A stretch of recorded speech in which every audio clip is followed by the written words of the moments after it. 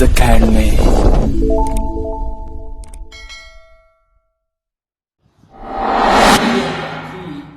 यांच्या शिष्यवृत्ती वर्गामध्ये आपलं स्वागत आहे. पहा, आज आपल्याला पाहायचं आहे की मराठी हा विषय आणि यामध्ये पण आकलन हा घटक आहे. तर यामध्ये आकलन घटकामध्ये पहिला आहे उतारा, दुसरा आहे कविता. उतारा, कविता. उतारा म्हणजे असं की काही धड्यातील, म्हणजे तुमच्या नसेल तर इतर कोणतेही असे उतारे की जे कधी तुम्ही पाहिले नाही, वाचलेले नाही आहेत. मग त्यामधील 10-5 अशा ओळी घेऊन त्याचा एक उतारा ठेवत असतात आणि त्याच्या खाली काही प्रश्न देतात. मग प्रत्येक प्रश्नाला 4 पर्याय दिले जातात आणि त्या पर्यायातनं तुम्हाला उत्तर शोधायचं असतं. तत्पूर्वी तुम्हाला तो उतारा व्यवस्थित वाचून घ्यायचा असतो. त्या उताराच्या आधारावर प्रश्न दिलेले असतात. त्या प्रश्नाच्या खाली 4 पर्याय दिलेले असतात आणि त्यापैकी मग योग्य पर्याय तुम्हाला निवडायचा असतो आणि ते पर्याय त्या उतार्यातीलच असतात उत्तर म्हणून. तर अशा प्रकारे, तर मित्रांनो, हा उतारा ह्याच्या प्रश्नावरची उत्तरं तुम्हाला व्यवस्थित प्रकारे देण्यासाठी तुम्हाला वाचनची जी काही क्षमता आहे, वाचनाची क्षमता, जलद प्रकारे वाचन करणे आणि लगेचच ते स्मृतीमध्ये ठेवणे, ह्याच्या सवयीसाठी रोज वाचन करणं गरजेचं असतं. मग तुम्ही वाचनाचा सराव करायलाच पाहिजे.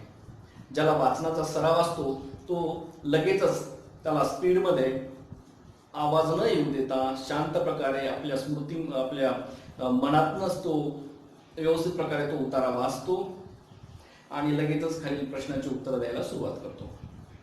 परंतु ज्याचं वाचन व्यवस्थित नाही, मग तो असा अडकत वाचतो आणि त्यामध्ये त्याचा भरपूर वेळ जातो. त्यामुळे तुमचा वेळही जाणार नाही आणि मार्कही हातून जाणार नाही. तर हे दोन्हीही मिळवायचं असेल तर वाचनाचा सराव महत्त्वाचा आहे स्कॉलरशिपच्या विद्यार्थ्यांसाठी.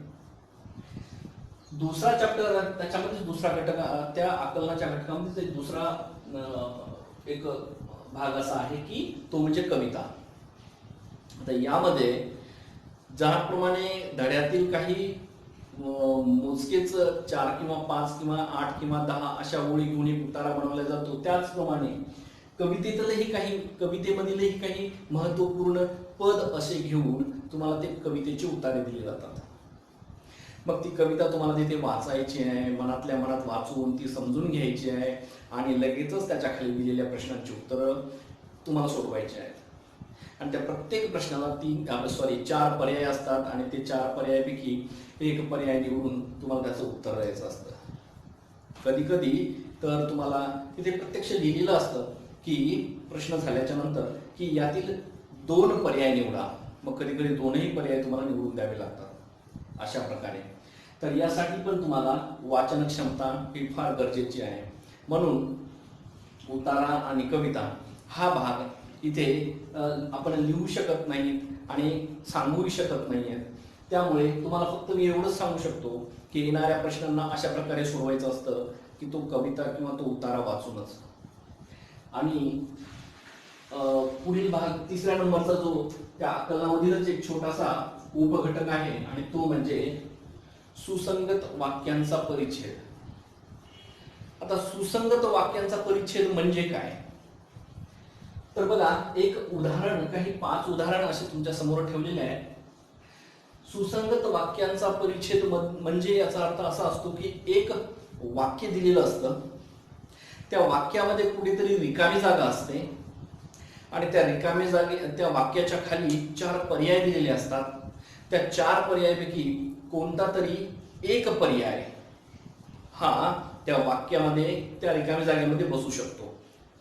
परंतु त्याच्याही पाठीमागे महत्वपूर्ण गोष्ट अशी आहे किंवा महत्वपूर्ण सांगण्याचा माझा मुद्दा असा आहे की सुसंगत वाक्यांचा परिच्छेद हा विज्ञानातील एखादी ओळ घेतल्या जाते, भूगोलातीलही घेतले जाऊ शकते किंवा इतिहासातीलही घेतले जाऊ शकते आणि हे सर्व काही 5वी पासून ते 7वी 8वी पर्यंतच्या ह्या इतिहास, भूगोल ह्यांच्यापैकीच ते महत्वपूर्ण ज्ञानपूर्वक ही ओळ असते.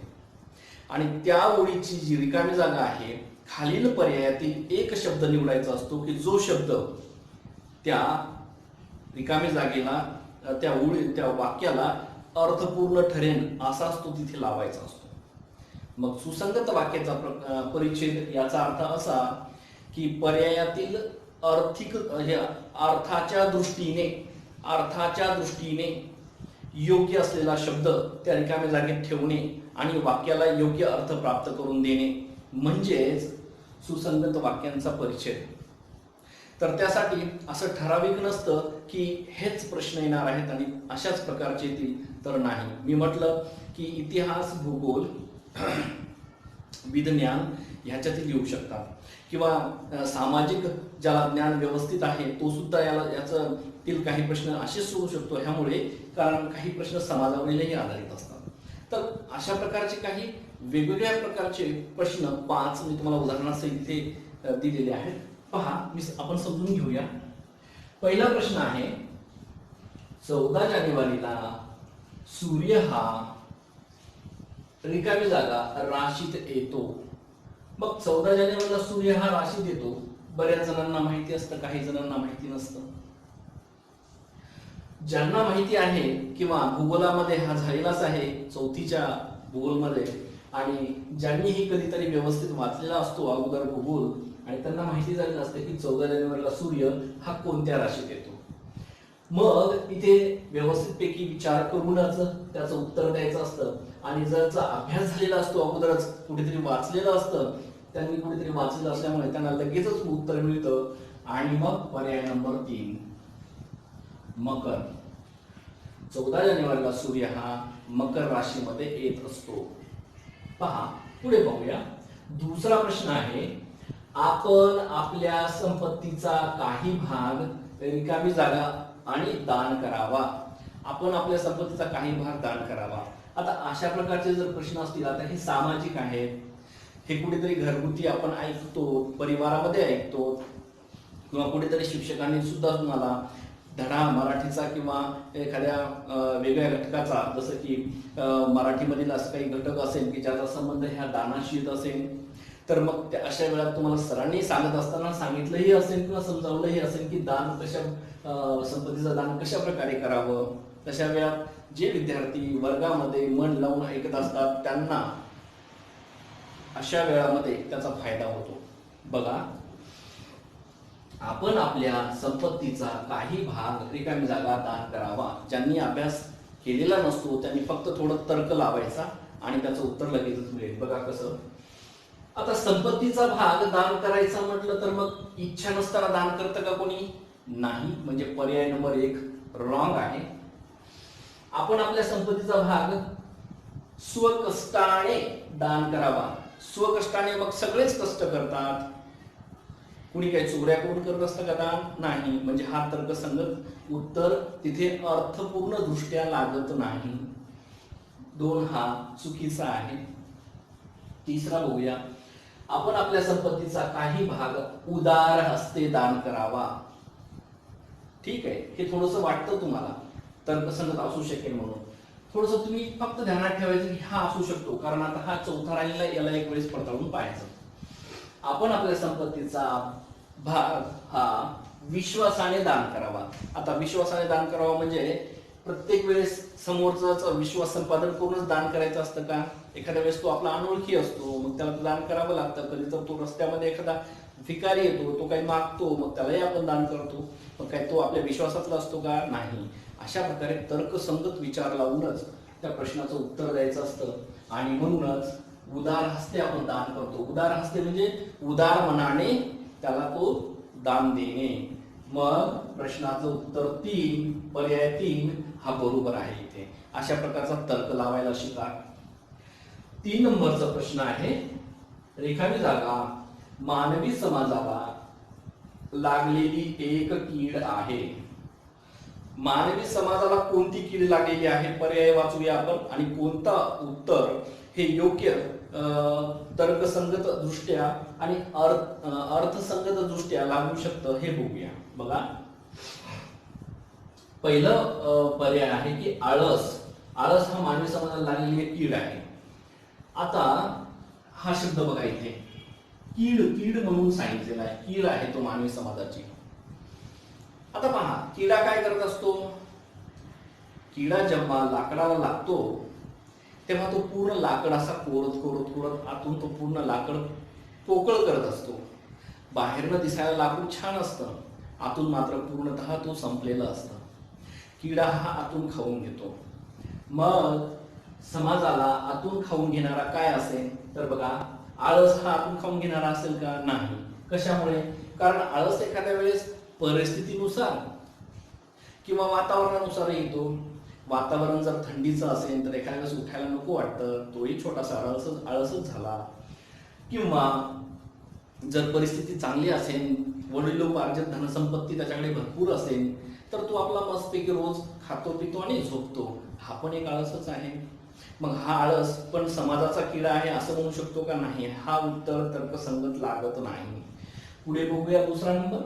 हा दुसरा पर्याय आहे अज्ञान. मग अज्ञान हा समाजाचा किडा, समाजाला लागलेली कीड आहे. ठीक आहे, असं आपण समजूया की ठीक आहे थोड्या वेळापुरतं. का?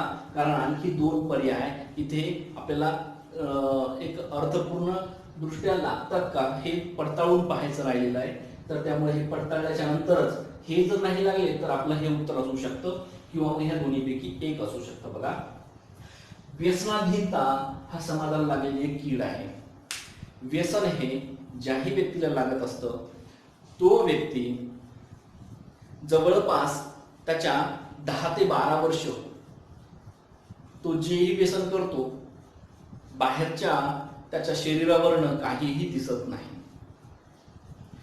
तो तंबाखू खात असेल, सिगरेट ओढत असेल तर आतल्या आत ती प्रक्रिया हळूहळू चालू व्हायला लागते. तोपर्यंत त्याच्या चेहऱ्यावरील काही विकृती दिसत नाही जोपर्यंत आतमध्ये कुठेतरी बिघाड व्हायला लागत नाही.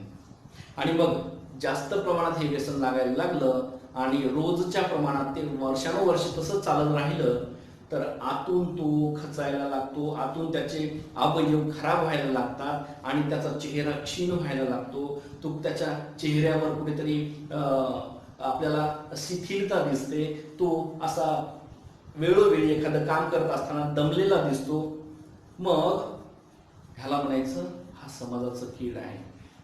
कारण याला व्यसन आहे तर याच्या सोबत राहणारे दुसरे मित्र सुद्धा हळूहळू याच्यासारखं पाहतात आणि म्हणतात हा तर व्यसन करतो, गाडीवर फिरतो, मग याचं तर काही वाईटच होत नाहीये. मग आपण एवढं काम करतो, कष्ट करतो आणि तरी आपल्याला अपयशच येत राहतं. मग याच्यासोबत राहत असताना हे फक्त पाहतात मित्र की हा किती छान स्टाईलमध्ये असा तंबाखू ठेवणे किंवा सिगरेट ओढणे. मग हळूहळू समोरचे पण मित्र त्याच्यासारखं करायला लागतात आणि मग हे जो किडा आहे याच्याकडनं त्याच्यात अशा प्रकारे तो वाढत राहतो आणि हळूहळू समाज पोखरायला लागतो. तो आतून पोखरला जातो. म्हणून व्यसनाधीनता हा सुद्धा तर्कसंगत असू शकतो इथे लावण्याच्या दृष्टीने. आणि चौथा आहे दारिद्र्य. दारिद्र्य हा सुद्धा एक समाजाला लागलेला कीडा आहे असं म्हणता येणार नाही. कारण दारिद्र्य एक दिवस असतं आणि कधीतरी त्याच्या कष्टामुळे त्याची गरिबी दूर होऊ शकते. म्हणून हा प्रश्नाचं उत्तर इथे लागू शकत नाही. तर अज्ञान आहे, एक दिवस तरी तो कुठेतरी सज्ञानी होऊ शकतो, कुणाकडनं तरी मार्गदर्शन मिळून तो ज्ञानी होऊ शकतो, थोडी तरी माहिती त्याला मिळू शकते. म्हणून हेही उत्तर इथे लागत नाही आणि आळसपणा तर नक्कीच नाही. म्हणून उत्तर आहे व्यसनाधीनता. तर व्यसनाधीनता हा पर्याय इथे योग्य ठरेल. पुढे पाहूया. पहा मित्रांनो, अशा प्रकारे थोडासा तर्क लावायला शिकत जा. परत चौथा आहे रिकामी जागा. शिक्षणासाठी स्वातंत्र्यपूर्व काळात कायदा केला. शिक्षणासाठी स्वातंत्र्यपूर्व काळात काय कायदा केला होता, कोणता केला होता, असे 4 पर्याय इथे दिलेले. स्वातंत्र्यपूर्व काळ म्हणजे स्वतंत्र होण्याच्या पूर्वी 1947च्या अगोदर. मोफत आणि सक्तीच्या शिक्षणासाठी स्वातंत्र्यपूर्व काळामध्ये कायदा केला होता, की ज्ञान रचनावादी शिक्षणासाठी केला होता, की कौशल्ययुक्त शिक्षणासाठी केला होता, की जीवन शिक्षणासाठी केला होता. तर यामध्ये ज्ञान रचनावादी नाही होऊ शकत, कौशल्ययुक्तही नाही आणि जीवनही नाही. तर ज्यांनी इतिहासातील असे हे वाचले. सॉरी, हा नागरिकशास्त्राचा प्रश्न आहे आणि ज्याने हा नागरिकशास्त्राचा 5वीचा नागरिकशास्त्रामध्ये हा प्रश्न तुम्हाला मिळू शकतो. तर पूर्वीच्या त्या काळामध्ये 1947च्या वेळामध्ये पूर्वी, तर ह्या स्वातंत्र्याच्या पूर्वी शिक्षणासाठी हा कायदा केला आणि तो म्हणजे मोफत आणि सक्तीच्या शिक्षणासाठी कायदा केला होता.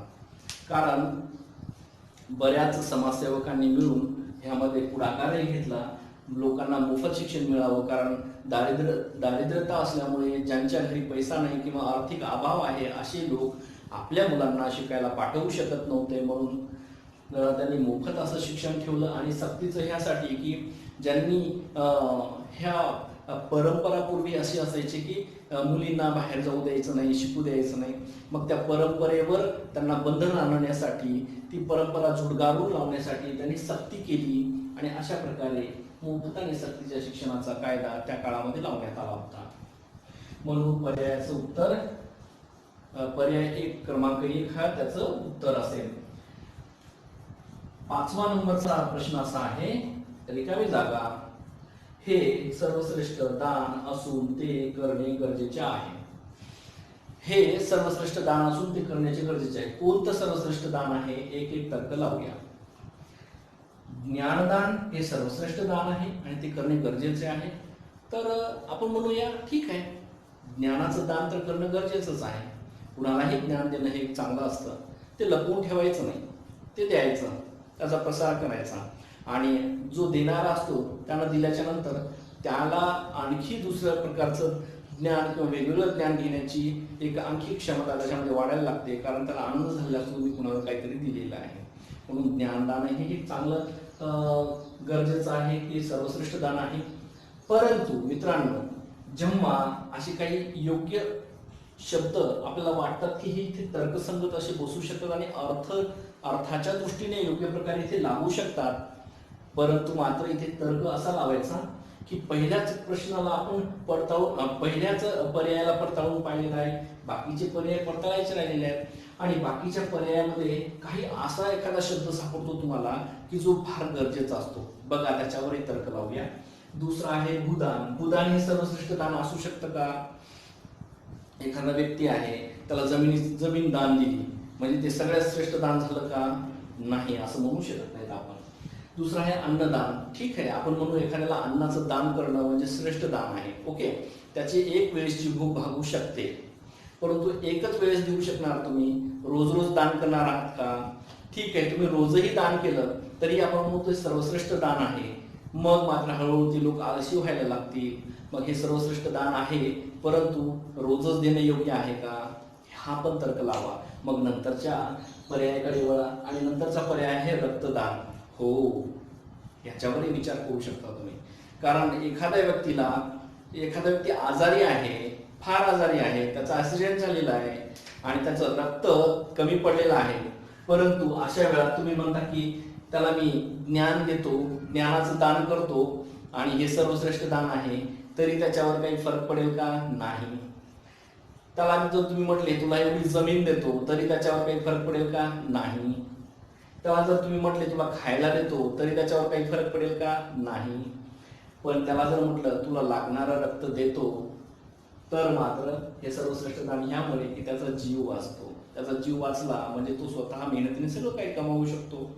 मग इथे पर्याय नंबर 4 हा योग्य प्रकारे अर्थाच्या दृष्टीनेही आणि तर्कसंगत दृष्टीनेही बसू शकतो. पर्याय क्रमांक 4 हा बरोबर आहे. 4 हा बरोबर आहे. तर रक्तदान हे सर्वश्रेष्ठ दान असून ते करणे गरजेचे आहे. मित्रांनो, अशा प्रकारे ह्या सुसंगत वाक्याच्या परिच्छेदामध्ये तुम्हाला थोडा तर्क लावायचा असतो आणि थोडं मात्र डोकं खाजवूनच प्रत्येक प्रश्नाचं उत्तर व्यवस्थितच तिथे मांडायचं असतं. म्हणजेच त्याला क्लिक करायचं किंवा त्याला असं गोल करून ब्लॅक करायचं असतं. अशा प्रकारे ठीक आहे. आता आपण इथे स्टॉप होऊया आणि नंतर आपण समोरील पाठाकडे वळूया. ह्या प्रकारच्या धड्यामध्ये किंवा ह्या घटकामध्ये तुम्हाला कोणतीही अडचण येऊ द्या, सुसंगत वाक्याच्या परिच्छेदाला सोडवत असताना काही नवीन जर प्रश्न तुमच्याकडे असतील, ते सोडवत असताना तुम्हाला अडचण येत असेल किंवा त्याचा पर्याय तुम्ही शोधला परंतु त्याच्यावर तर्क कसा लावायचा हे कळत नसेल आणि तुम्हाला वाटत असेल की आता विचारावं, तर तुम्ही निर्धास्तपणे व्हॉट्सॲपवर कॉन्टॅक्ट करू शकता किंवा आम्हाला फोन लावून विचारू शकता. धन्यवाद. ओके, शुक्रिया.